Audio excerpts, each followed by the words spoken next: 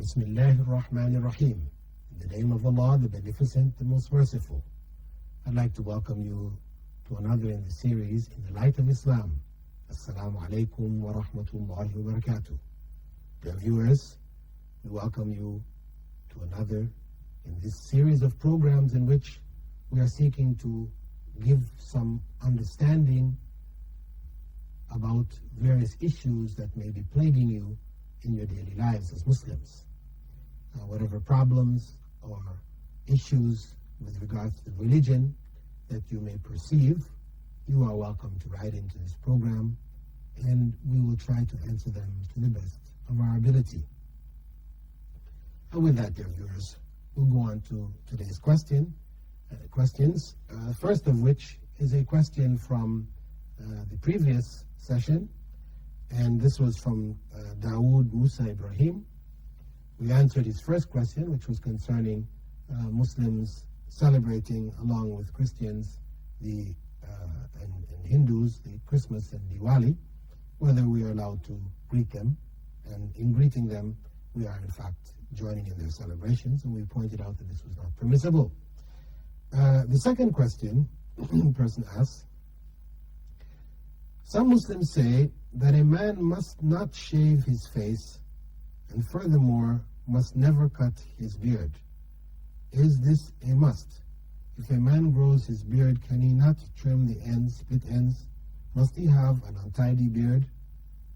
Yours in Islam, Dawood Musa Ibrahim. With regards to shaving, this is not permissible. Prophet Muhammad, may God's peace and blessings be upon him, stated very clearly in Sahih al-Bukhari, as well as Sahih Muslim and other authentic books of Islamic traditions, grow your beards and trim your mustaches. Differ from the pagans. Make yourself different from the pagans. Sometimes he recommended shaving the mustache, but always grow the beard. So we have an option. Growing the beard is there. We have the option of trimming or shaving the mustache to make ourselves distinct and different from the pagans. Now this represents a part and parcel of the male dress in Islam, the way in which the male appears in Islam. As I've pointed out in previous sessions, there are specific regulations with regards to women's dress. And most people are quite familiar with them, that she should be covered completely except for her face and hands to the wrist. But generally speaking, people tend to think that the man can do anything he wishes. However, this is not the case. Wearing a cap on his head, this is not a requirement, Islamically speaking, because Prophet Muhammad, may God's peace and blessings be upon him, did not instruct us to do that. However, it was customary to wear turbans and caps under their turbans, and as a Muslim we may wear or not wear. As in the case of Jews, they must wear this yarmulke, they must wear on their head. This is a prayer cap, they must wear it. Whereas for Muslims, we don't, it's not a requirement. We may do so, maybe not. However, with regards to our beards, which is a part of how we dress our body, this is a fundamental requirement. It is not something which is recommended merely, but something which is compulsory, meaning that it is sinful. As it is sinful for a woman to remove the covering of her head and expose her hair, it is considered sinful in Islam. She is bringing sins against herself. Every day she steps out of her home with her hair uncovered. Every minute that she's outside, etc., in that fashion, she is compiling sins upon sins on herself. In the same way, the man who shaves his beard and steps out of the home is the same thing. From the moment he did the act of shaving the beard, he is involved in sin. And as long as he continues to maintain that dress, that form, then he is in continual sin. Now this command is not a command only instituted by Prophet Muhammad, may God's peace and blessing be upon him. You can find this in the Torah. Till this day, it is recorded in the scriptures which are attributed to Prophet Moses, found in the Bible, where the people, the righteous, are commanded to grow their beard. So the growing of the beard is not just the sunnah of Prophet Muhammad, may God's peace and blessing be upon him, in regards to he was the one who brought it to us. No, this was the way of all of the prophets. This is how it has always been. And it wasn't until very recent times that Muslims started to shave their beards. We have to understand that this came at a particular time in history when Muslims were defeated by the colonial powers, and they now started to rule the Muslim lands. These rulers would choose from amongst the subjugated peoples some who would help them in their rule. And what they used to do was to choose those who would imitate their ways. Those who would wear their suit and tie and grow big handlebar mustaches, shaving their beards, you know. This was the way of the British colonials and Germans, etc., etc. So the people, those who wanted positions in these administrations, these colonial administrations, then they tried to be as British as possible, or as German, or as French as possible. Because the more you were imitating the master, colonial master, the more acceptable you were, and you were brought into his circles. So this is where the practice started.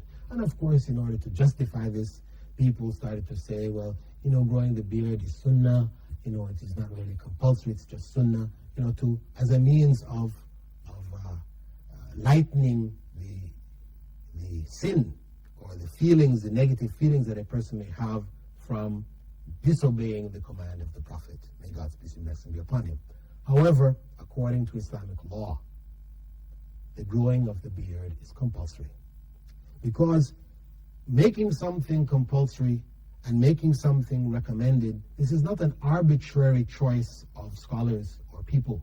We can just say this is compulsory and this is recommended as we feel. No, there are specific principles of Islamic law and jurisprudence which identify for us those things which are compulsory and then those things which are recommended. Because both those which are compulsory and those which are recommended may come in the form of a command. However, in the case of those things which are recommended, you will find along with that command certain circumstances which clarify for us that the intended command was one, the intent of that command was one of recommendation as opposed to one of obligation. For example, where Prophet Muhammad ﷺ had said, الغسل يوم الجمعة واجب على كل محتلم, that to take the bath on Yom al-Jum'ah is compulsory for everyone who has reached the age of puberty. He made the statement, which is a clear command, obligation here. However, in another statement, he clarified for us that this was not intended to be a compulsory command, but one which was recommended. He said that من توضأ يوم الجمعة فبها ونعمت والغسل أفضل. That one who makes wudu, the ablution on the day of Jum'ah, is blessed. There is blessing in it. However, the ghusl is preferable. So this clarifies for us when we look at the commands concerning ghusl, or the bath, the Islamic spiritual bath that we take on Friday. When we look at the commands, we can conclude from them that it is not a compulsory command, but a recommended. However, if we find a command wherein there are no other circumstances or adjoining texts which clarify for us that this is not intended to be compulsory, then we must take that command as meaning compulsory.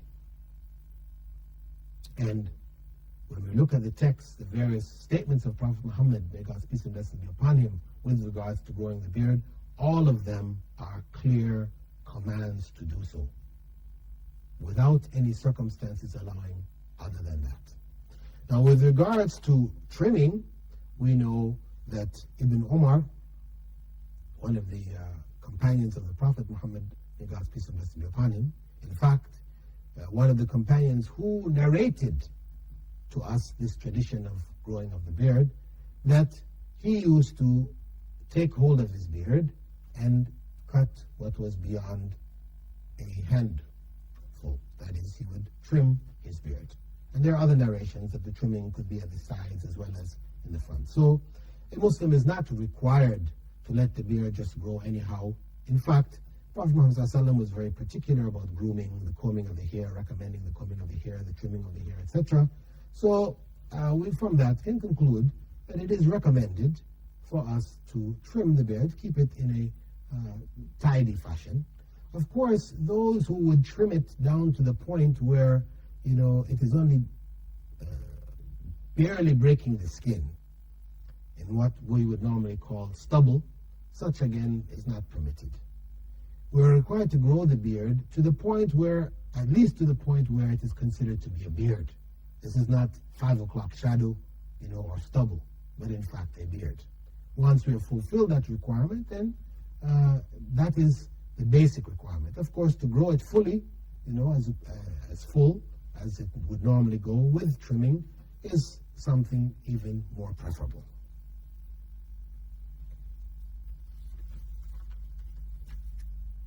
We have a question here from Sister Hamida from Sharjah.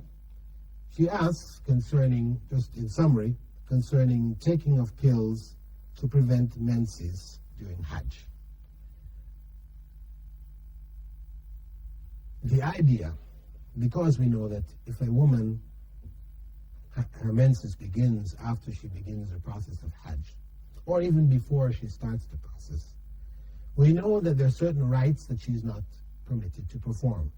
She's not allowed to go around the Kaaba, the Tawaf, this aspect she's not allowed to do, nor the various prayers that are involved. So it means that normally she would have to wait, if her menses started, or if she had childbirth and she was still bleeding from childbirth, if she was in this state from the time when Ihram was to begin, where she's supposed to go in the consecrated state for Hajj, and she's allowed to go into the state of Ihram even while being in her menses or bleeding from childbirth. She takes a bath, undoes her hair, washes herself completely, takes the bath, and she puts on the clothing that she intends to wear during the Hajj. This becomes her Ihram. She is allowed to do this even in that state. And she does everything else that the people who are doing Hajj does, as Prophet Muhammad ﷺ instructed Aisha, that she should do everything the person who does Hajj does, with the exception of prayer, of course, and the circumambulation of the Kaaba.